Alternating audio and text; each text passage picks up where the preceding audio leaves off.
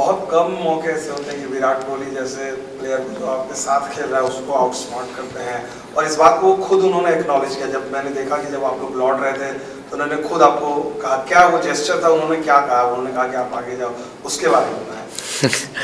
वो तो एक्चुअली एक बहुत हार्ट वार्मिंग जेस्चर था मेरे हिसाब से, क्योंकि मैंने ऐसा कभी देखा नहीं है। और मैं वही देख रहा था कि वो आगे जा क्यों नहीं रहे हैं, वो पीछे पीछे चल रहे थे पहले। तो मैंने फिर बाद में उनको बोला कि चलिए साथ में ही चलते हैं, इतना एक्सपीरियंस है उनका। मुझे तो बहुत मज़ा आया बैटिंग करने के लिए उनके साथ। मैंने वही बोला उनको फर्स्ट इनिंग के बाद और मैच खत्म होने के बाद कि मेरे को बहुत मज़ा आया बैटिंग करने आपके साथ, क्योंकि प्लान एकदम क्लियर था। हम लोग बहुत बात कर रहे थे अंदर, अब ये सिचुएशन में क्या करना है, ये 2 बॉल में, अगले 2 बॉल में। तो एक्सपीरियंस का होना वहाँ पे बहुत ज़रूरी है, क्योंकि मैं तो अभी इतने T20 खेला नहीं हूँ उन्होंने जितने खेल लिया, बट बहुत मज़ा आया अंदर। सूर्य भाई, आज भी ड्रेसिंग रूम में बोल कर आए थे क्या, मैं हूँ ना? ऐसा कुछ नहीं है, सिचुएशन ऐसा था कि वहाँ पे जाके ऐसी बैटिंग करनी पड़ी, क्योंकि स्टार्ट में विकेट थोड़ा सा स्लो था। बट अंदर जाने के बाद जब विराट भाई से भी बात किया तो उन्होंने बोला जस्ट एक्सप्रेस योरसेल्फ, जैसा बैटिंग करता है वैसे ही करना। और मेरा प्लान भी एकदम क्लियर था कि कैसे बैटिंग करना है, तो बहुत मज़ा आया। आपने बताया मिड मैच में कि किस तरीके से आपने पारी में आने से पहले रोहित भाई और ऋषभ से बात की जी, उसके बारे में थोड़ा सा बताएंगे, क्या बातचीत हुई? और क्या इंडियन टीम में ऐसा होता रहता है कि खिलाड़ी अगर उसे लग रहा है कि मैं बेहतर कर सकता हूँ आगे जाकर, तो वो कप्तान को अपनी बात रखे या आने वाले बल्लेबाज के सामने अपनी बात रखे? नहीं, आप किसी के साथ भी, जिसके साथ भी कंफर्टेबल हो उससे बात कर सकते हैं। वो सिचुएशन में वो 2 वहाँ पे बैठे हुए थे और हम लोग बहुत सिचुएशंस के बारे में बात करते रहते कि ये सिचुएशन आई तो इसमें कैसे खेलना है, इसको इसमें गेम में प्लेयर कैसे अच्छा करके बाहर निकाल सकता है वो सिचुएशन से। तो वही डिस्कस कर रहे थे हम लोग। तो हम लोग को वही एक पॉइंट पे आए कि आगे जाके कैसा टेम्पो सेट करना है कि अराउंड 170-175 हो जाएगा तो एक अच्छा स्कोर हो जाएगा। बट बस वही था, और प्लान एकदम क्लियर था। जैसा कि मैंने बोला कि मैं क्या करना चाहता था अंदर जाके, वो बहुत क्लियर था, बिल्कुल डाउट नहीं था। और मुझे तो बहुत मज़ा आया अंदर बैटिंग करके। इस विकेट पे हमने देखा है कि स्कोर सेट करना बहुत एक चैलेंजिंग काम होता है। Last year T20 world cup में भी ऐसा था, अभी भी ऐसा हो रहा है।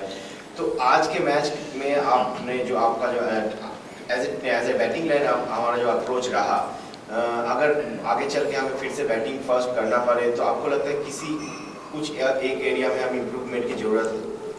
आई फील आपने सही कहा कि पहले बैटिंग करने में थोड़ा चैलेंज तो है, बट हम लोग उसी चीज़ पे वर्क कर रहे हैं कि पहले बैटिंग करके कैसे और कितना टारगेट सेट करना है, और उसी चीज़ की कोशिश जारी है। और वही हम लोग आज भी वही कर रहे थे कि बैटिंग स्टार्ट होने के बाद फिर कितना टोटल होगा, बीच में कैसा टेम्पो सेट करना है, फिनिश कैसा करना है, कौन कौन बैट्समैन बचे हैं, किसका क्या क्या रोल है, वो सब एकदम ही क्लियर था। तो अगर वो रोल अगर मैं नहीं कर पाता तो ऑब्वियसली अगला ऋषभ कर देता, या फिर DK भाई थे वो कर लेते, नहीं तो जट्टू भाई भी है वो भी कर लेते। तो फायर पावर तो इनफ है, जितना करना है फर्स्ट इनिंग में बनाना है स्कोर तो हो जाएगा। You played very well, but did you feel that the winning margin should have been a bit more, given the gap between the two teams? Ma'am, we tried our best. We wanted to keep that margin, but I think they showed a good fight at the end. They have also done some things right to qualify for the Asia Cup and play against us. I think they played really well at that situation. And second innings, the wicket also became a little easier to bat. And of course, credit goes to them. But very happy with the win. Breaking the breakthrough the last 2 years, you had an exceptional run so far. So how would you describe your experience with the Indian team? So playing with so many other star players. No, experience has been really good. I mean, before that I've played a lot of T20 matches, obviously for my franchise and domestic cricket as well. So coming here, it was just how do I adapt to the situations, to the pressure, to the responsibility. So that's what I'm trying to do whenever I'm going to bat, or whatever I do during practice sessions. That's the most important thing for me. The preparations and my routines, what I do before the game and when I come to the ground. So that's a little different when you come to an international setup and when you play for India. So that's the thing which I'm focusing on right now and which is going really well. Touch wood.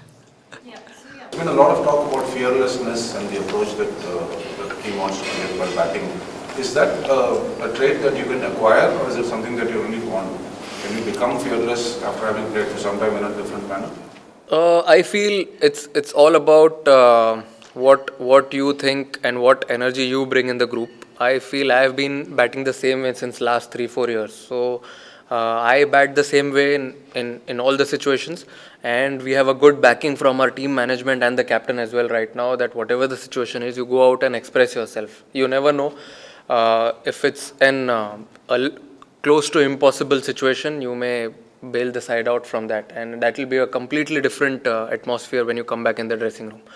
So I feel it's a good thing which is going on, spreading very, very nicely, and a good positive thing. Extra time! Extra time!